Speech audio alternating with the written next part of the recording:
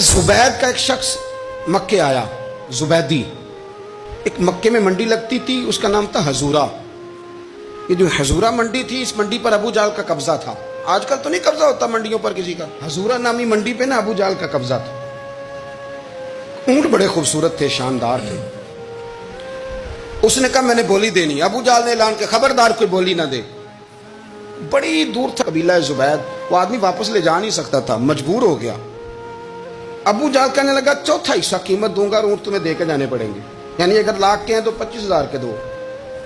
بندہ بڑا پریشان ہوا، چودھریوں سے بات کی تو کہنے لگے بدماش بڑا ہے، ہم شریف لوگ ہیں، شریف اور بزدل میں، بزدلی کو شرافت کا نام نہ دو، پکی بات کر رہا ہوں، شریف اور بزدل میں شریف ضرور بنو پر بزدل نہ بنو۔ جی ہم جی شریف لوگ ہیں جی، وہ کیا مطلب؟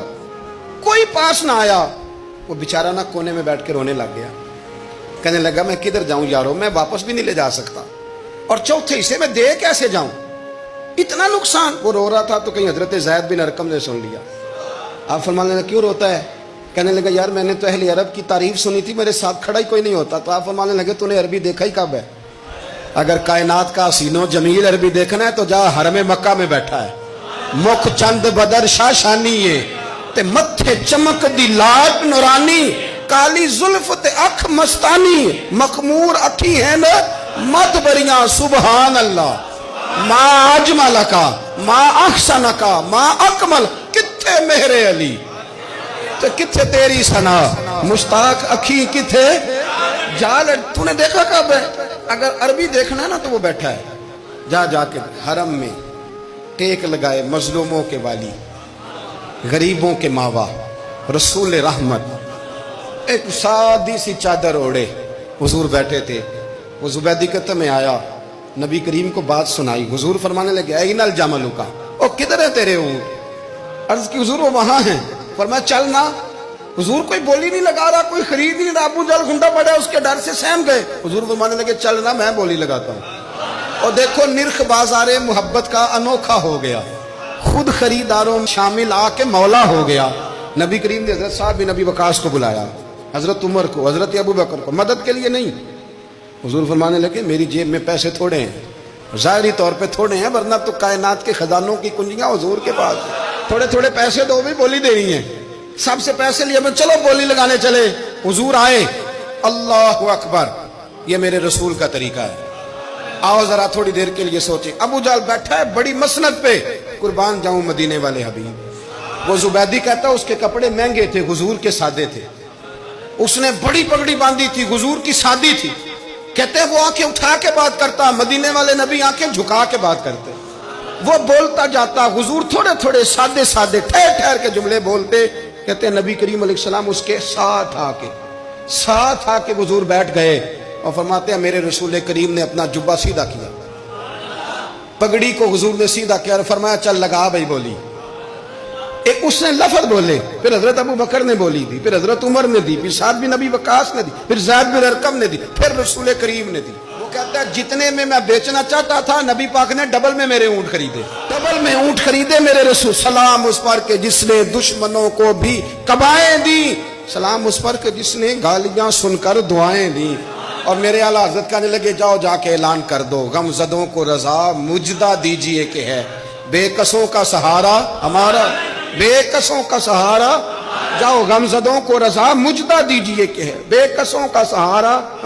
رسول کریم صلی اللہ علیہ وسلم نے نا خریدا مال، اور حضور سید عالم وہاں سے نکلے، اور نکلتے وقت حضور فرمانے لگے ابو جہل تیری آج شکایت آئی ہے، آج کے بعد نہ آئے، مکہ سارا اس کے ساتھ ہے، حضور کی مخالفت ہو رہی ہے، 40 لوگ ہیں صرف کلمہ پڑھتے، اور دین کا کام دار ارقم میں قید ہو کے کرنا پڑتا ہے، لیکن جب ظالم کے خلاف نکلے ہیں تو پھر دار ارقم میں بند ہو کے نہیں، پھر میدان میں نکلے، اور فرمایا آج کے بعد تیری شکایت نہ آئے۔ کہنے لگا جی بالکل نہیں آئے گی، میں آپ کو موقع نہیں دوں گا۔ حضور چلے گئے تو پیچھے سارے کافر اس کے گرد اکٹھے ہو گئے، کہنے لگے ہم پہ تو بڑا روب ڈالتا ہے، اب تجھے کیا ہوا، پانی پانی ہو گیا، تو کیا کون سا سانپ سونگ گیا، بولا ہی نہیں۔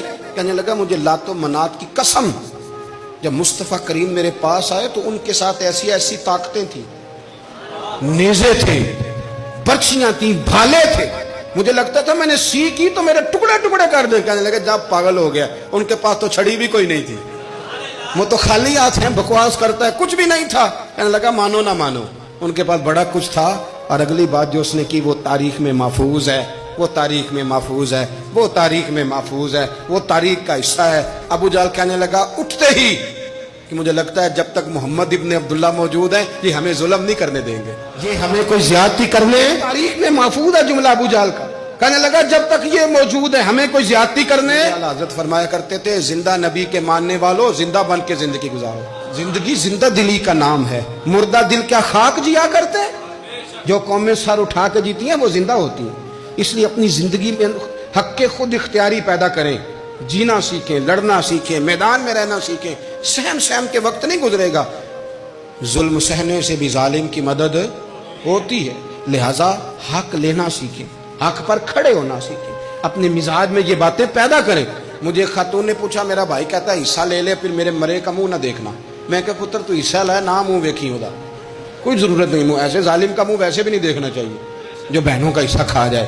میں نے کہا تو منہ دیکھنے کی کوئی ضرورت, یہ کوئی بلیک میلنگ ہے. ابا کہتا ہے حصہ لے لو منہ نہ دیکھنا. میں کہا بالکل نہ ویکھی, تو بلکہ آگے میں ویکھنا بھی نہیں چاہتی. تو ادھر رکھ, اللہ رسول نے مقرر کیا میرا حصہ. کیا فلسفہ ہے ہمارا. جو بات غلط ہے اس پہ لوگوں کو بلیک میل کرتے ہو. جائز بات پہ ڈٹنا سیکھو. آپ جب ڈٹ جاتے ہیں نا تو پھر اللہ مدد کرتا ہے.